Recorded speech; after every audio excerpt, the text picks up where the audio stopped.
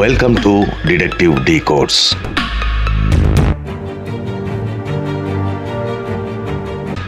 Living டுகெதரில் வாழ்ந்த தனது மூன்றாவது காதல் மனைவியை நடு ரோட்டில் வைத்து பெட்ரோல் ஊற்றி கொளுத்தி கொலை செய்த சம்பவம் நடந்தது என்ன?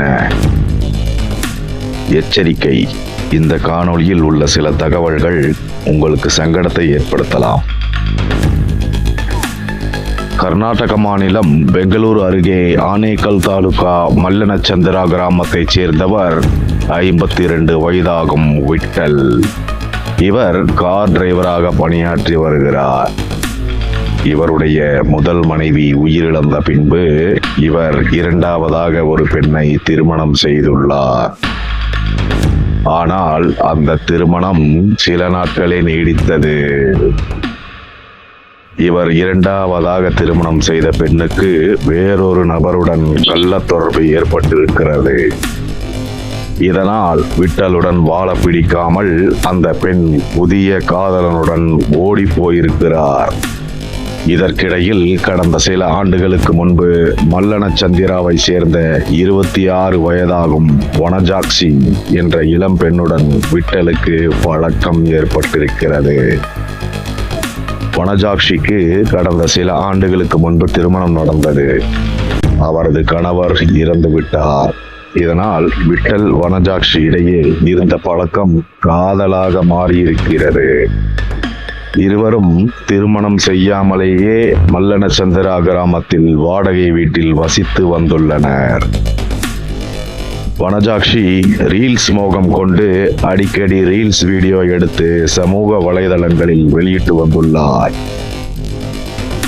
52 வயதாகும் தனது காதலன் விட்டலுடன் சேர்ந்து சில வீடியோக்களை வனஜாக்சி வெளியிட்டபடி இருந்துள்ளார்.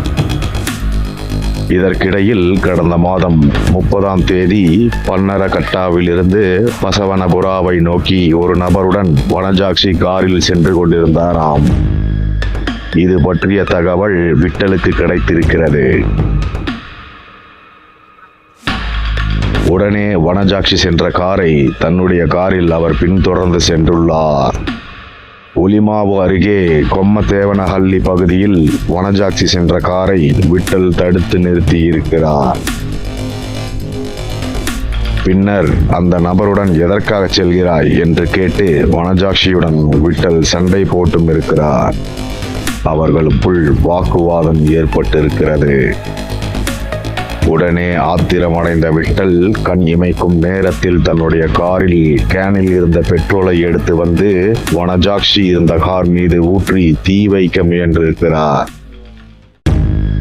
இதனை கண்டு அதிர்ந்து போன வனஜாக்சியும் அவரது நண்பரும் காரில் இருந்து இறங்கி தப்பியோடி இருக்கின்றனர்.